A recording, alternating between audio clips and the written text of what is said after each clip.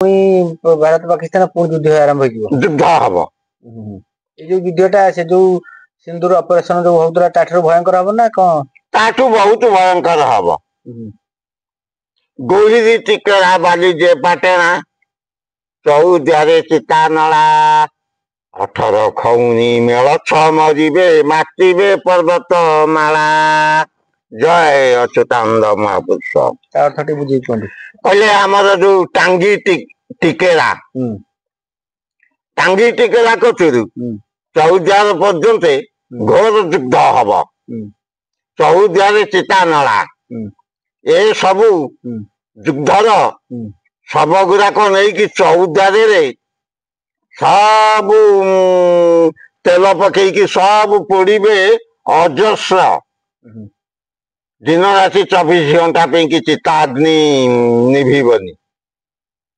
एभली भयंकर युद्ध हम समय भी से भाया हाँ 18 खौनी बोले 18 कोटी मेलछ मरिबे 18 कोटी मेलछ मरिबे बोली कि महापुरुषंकर मत व्यक्त अछि।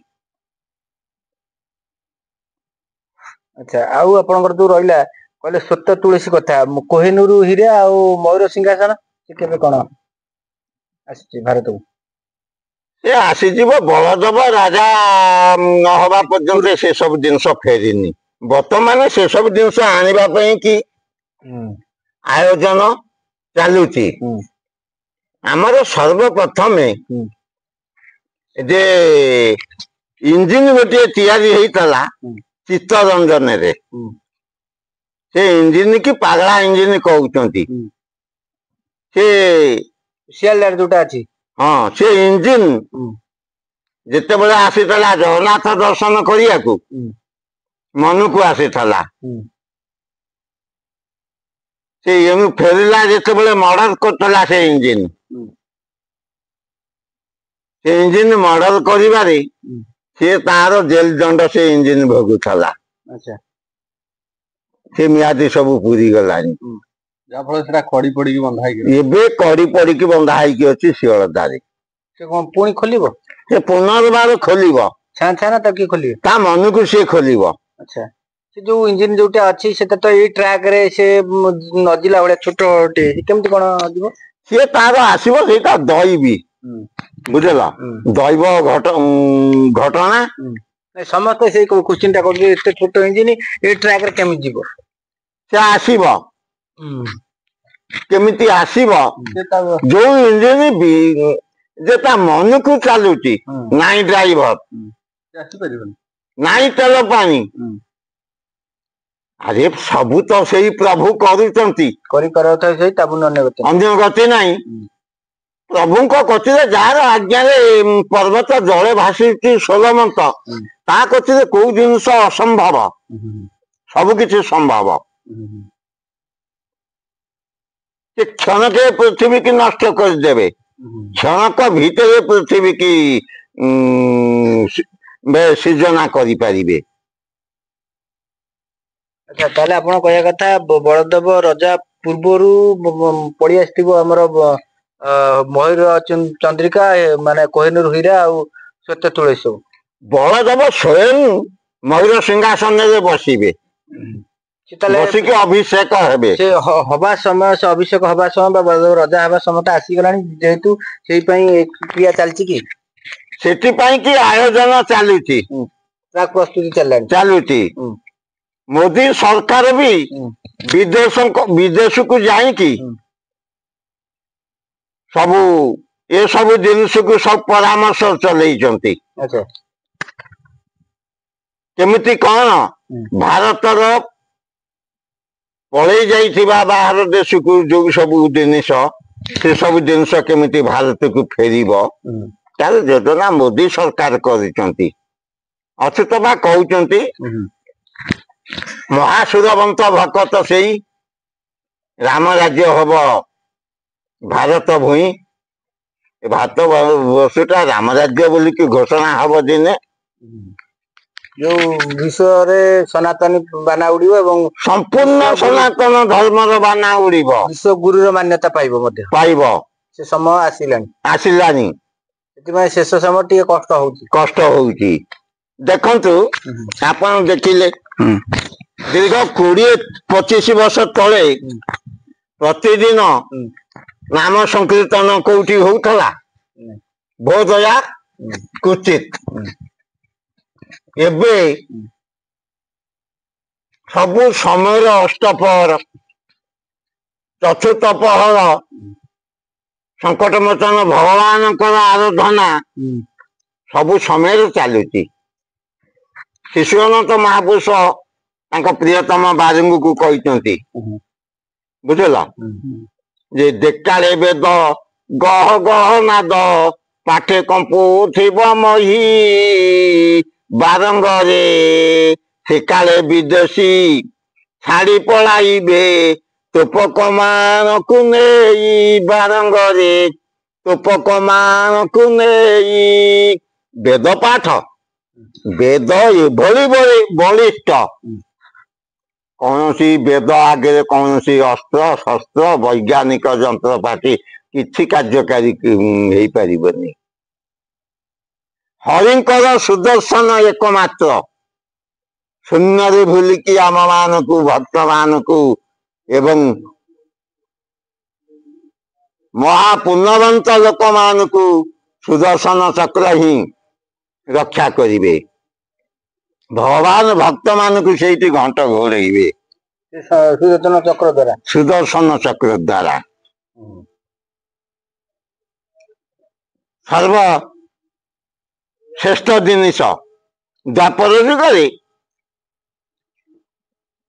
ଯେ ଯଦୁବଂଶ ରାଜକୁମାର ମାନେ ସମେତେ କେହି କାହାକୁ ଚିହ୍ନି ପାରିଲେନି। ଯେ କାଦମ୍ବରୀ ରସ କରି ପାନ କରି ଯମୁନା ନଦୀ କୂଳରେ ଏରକଣ୍ଡା ବନରେ ଭାଇ ଭାଇ ଚିହ୍ନା ପରିଚିତ ହେଇପାରିଲେନି, କେହି କାହାକୁ ଚିହ୍ନି ପାଇଲେନି, ନିଜେ ନିଜକୁ ନିଜେ ଭୂଷା ଭୂଷି ହେଇକି ମଲେ। ଶେଷକୁ ଥିଲା ପଦ୍ମିନ। ପଦ୍ମିନୀକୁ ନାରାୟଣ ସୁଦର୍ଶନକୁ ଆଦେଶ ଦେଲେ। ସୁଦର୍ଶନ ଗଲା ପଦ୍ମିନଙ୍କର ଶିରଚ୍ଛେଦ କରିବାକୁ। କୃଷ୍ଣଙ୍କ ପୁଅ, କୃଷ୍ଣଙ୍କର ପୁତ୍ର। ନାରାୟଣ ଦେଖିଲେ ଯେ ଯଦି ପଦ୍ମିନ ବଞ୍ଚୁଛି ତାହେଲେ ଏ 3 ପୁରୀରେ ସେ କିଛି ମାନିବନି। ପଦ୍ମିନ ଯାଇତାଇ ଯୋଦ୍ଧା ନୁହେଁ, ଆଉ ପଦ୍ମିନ କୁ ସୁଦର୍ଶନ କୁ ଆଦେଶ ଦେଲେ। ସୁଦର୍ଶନ ଦ୍ୱିତୀୟ ଥର ଆସିଲା, ତୃତୀୟ ଥରକୁ ଗଲା, କହିଲା ଯେ ଏଇଥରକ ଯଦି ସୁଦର୍ଶନ ତୁମେ ପଦ୍ମିନ ଶିର ଛେଦନ ନ କରିବ ତାହେଲେ ତମର ମୋର ଆଦୌ ପଡିବନି। ନା ପ୍ରଭୁ, ଆପଣ ଗୋଟେ ଜିନିଷ ସତ୍ୟ କରନ୍ତୁ, ଆପଣ ଯଦି ସତ୍ୟ କରିବେ ତାହେଲେ ମୁଁ ପଦ୍ମିନ ଶିର କାଟିକି ଆସିବି। ନା କଣ ମୁଁ ସତ୍ୟ କଲି? ତ୍ରିବାର ସତ୍ୟ କଲି ନା ଶଙ୍କେରେ ଜଳ ଟେକନ୍ତୁ। ଟେକିଲେ ନା ଆଜ୍ଞା, ପଦ୍ମିନୀକୁ ମୁଁ ମାରିବି କିନ୍ତୁ ଆପଣଙ୍କ କରିକୁ ଆଉ ଆସିବିନି। ଭାଗବତରେ ଆମର ଜଗନ୍ନାଥ ଦାସ ଲେଖିଛନ୍ତି, ପଦ୍ମିନ ମାରି ଚକ୍ର ଗଲା କୃଷ୍ଣଙ୍କ ରକୁ ଆଉ ନ ଫେରିଲା। ବୁଝିଲେ? ସେ ସୁଦର୍ଶନ ଚକ୍ର 5000 ବର୍ଷ ପୁରୀ ଗଲା ବାହାରେ କଳିଯୁଗ ଆସିକି ନାରାୟଣ ହାତକୁ ଆସିଲା। ଆସିଲାଣି ନା ଆସିବ? ଆସିଗଲାଣି। ସୁଦର୍ଶନ ଚକ୍ର ଆସିନି ତ ସୁଦର୍ଶନ ଚକ୍ର କେମିତି ଭାରତ ପାକିସ୍ତାନ ଯୁଦ୍ଧରେ ଗୋଟେ ସୁଦର୍ଶନ ବୋଲି ଗୋଟେ ଅସ୍ତ୍ର ହେଇକି ବହୁତ ଆମ ଭାରତକୁ ରକ୍ଷା କଲା। କିପରି କହିଲେ? ପୁନର୍ବାର ସୁଦର୍ଶନ ଫେରି ସାରିଲେଣି। ସୁଦର୍ଶନ ଭଗବାନଙ୍କ କରିକୁ ଫେରି ସାରିଲାଣି, ମାନେ ତାଙ୍କ ପାଖକୁ ପଳେଇ ଆସିଲାଣି। ସଂହାର ଖାଲି ବାକି ରହିଲା। ସଂହାର ହୋଇବ, କଳି ଛାଡିଯିବ, ନର ନ ପାରିବେ ବାରି। ସଂହାର ହୋଇବ କୋଉ ପର୍ଯ୍ୟନ୍ତ? ନା 28 ଗୁଣ ଧରି। ବୁଝିଲେ? 2036 पर्यंत अजस्र संहार चलिब कल्पना बाहर जानवे हठात गोटा वित्तपात घटब हजार हजार लोक नष्ट हो सब क्रिया हो जाए बहुत कुछ हाँ हाँ भगवान गोटा गोटा डंगारे 50 लोक को बसैवा एकत्रित करके बसैवा 50 वर्ष लगी प्रकार किए केमिति नष्ट हब किए केमिति मरिब नारायण तार आयोजन करके एकत्रित करके से मानक नष्ट करिवे आरंभ कर सारे बोधे से सब योजना केबे ठारी चलिलानी खाली एबे संहार लीला जो भली चलछि आउटी बढ़िबो आगु एबे संहार पर्व चलिछि जेते जगह यज्ञ होउछि समेत कहउछन्ति विश्व शांति महायज्ञ विश्व शांति काई एगुराक सब मेलक्ष मारुनी यज्ञ जेते जगह रे होउछि जो घृत आहुति दउछन्ति जो घृत आहुति देले विश्व मंगल हब से घृत काई से घृत नाही ये जो घृत आसिक आहुति होउछि केवल देवादेवी मानकर टिके बलिष्ठ हेबे अच्छा से घृत पुणी कोठु आसीबो से घृत आसीबो नंदगां रु आसीबो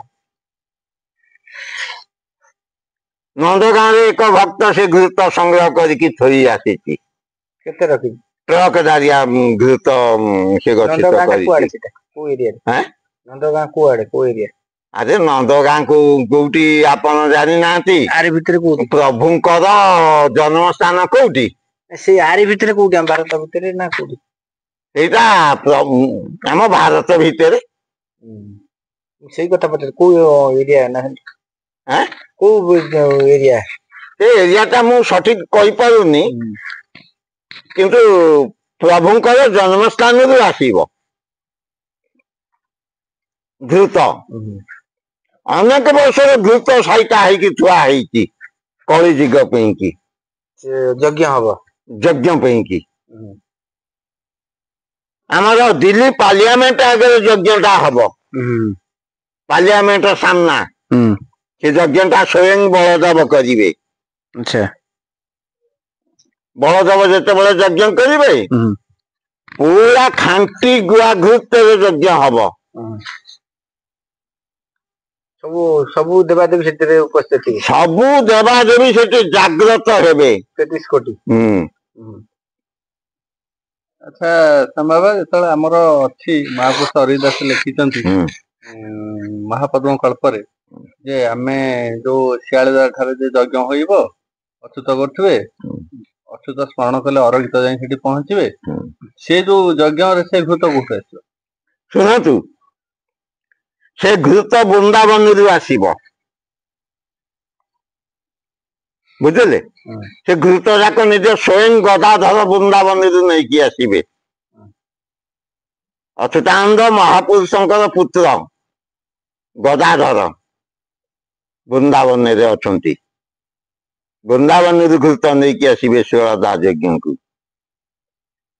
अग्नि संजोग करिवे अर्किदास हैं अर्किदास अग्नि संजोग करिवे नहीं जो अनामिका तीर मारिवे जो अनामिका तीर मारिबे ओलासुनी पर्वत रु अरखित से जाई बाजिब शिवदा यज्ञ खंब धीरे मझी खंबे रे बाजिब जेते बेले बाजिब अच्युत जानिब निश्चय अरखित आसी पहुंचीब अरखित पहुंची गले चलला सेठू काम धूम धड़क से पृथ्वी उत्पात हो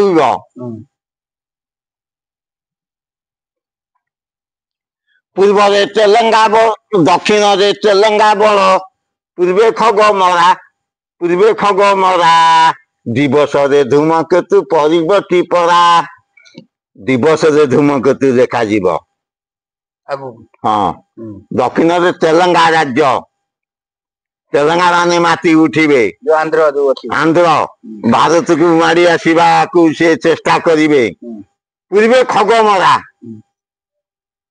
पूर्वे ଶାଗୁଣା ମାନେ ଚକ୍ରି ଦେଇକି ଉଡୁଥିବେ ଯେ ଜଳମଗ୍ନ ହେଇଯିବ ଏଗୁଡାକ ପୂର୍ବ ଭାଗଟା ଶବ ଖାଇବାକୁ ଯେ ସେ ଶବ ଉପରେ ବସିକି ଖାଉଇବେ ଜଳରେ ଭାସୁଥିବ।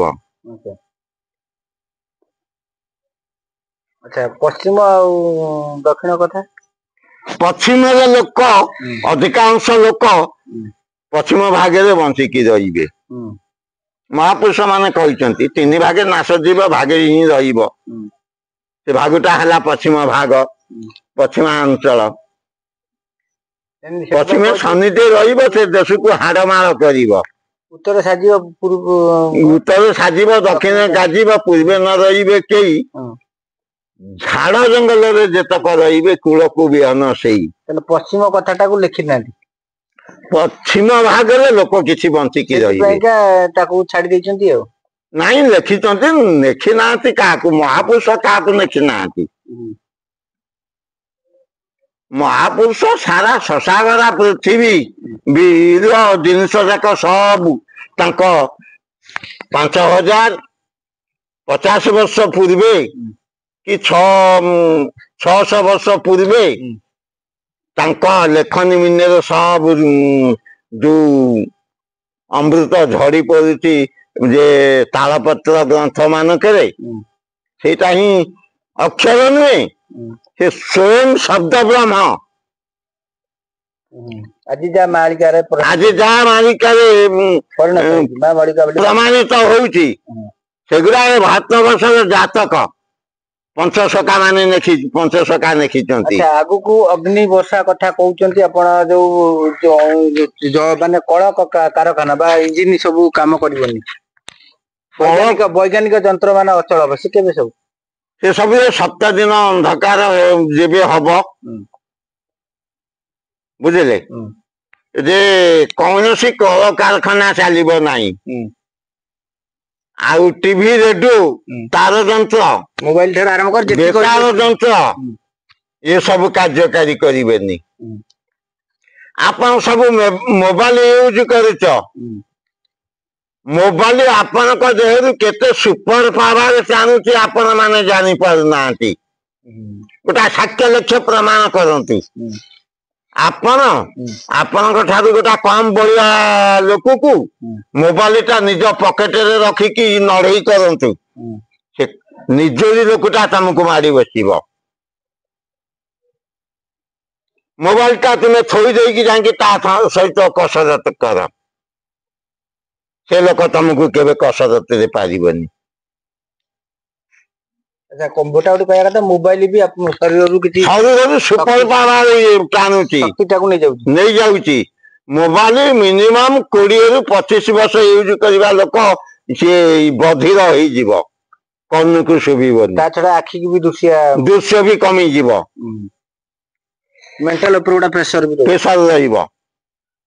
ଠିକ ଅଛି ତାହେଲେ ଏଇଭଳି ଆଗକୁ ଭୟଙ୍କର ପରିସ୍ଥିତି ଭୟଙ୍କର ବୋଇଲେ ଅତି ଭୟଙ୍କର ଆସୁଛି ଯୋଉ କଳ କାରଖାନା ସେ ବି ମଧ୍ୟ ଯୋଉ ସବୁ ଅଚଳ ହେଇଯିବ ବୈଜ୍ଞାନିକ ଯନ୍ତ୍ର ମାନ ଅଚଳ ହବ ଆଉ ସପ୍ତରାତି ଅନ୍ଧକାର ହବ ଘରେ ରଡି ସେଇ ସମୟରେ ହବ ସରକାରୀ କର୍ମଚାରୀ ମାନେ ଦରମା ପାଇପାରିବେନି ହାହାକାର ହେଇକି କରିବେ। ପରବର୍ତ୍ତୀ ଆମେ ବର୍ତ୍ତମାନ ସମୟ ହେଇକି ରଖୁଛି। ନମସ୍କାର, ଜୟ ଜଗନ୍ନାଥ। ଜୟ ଜଗନ୍ନାଥ।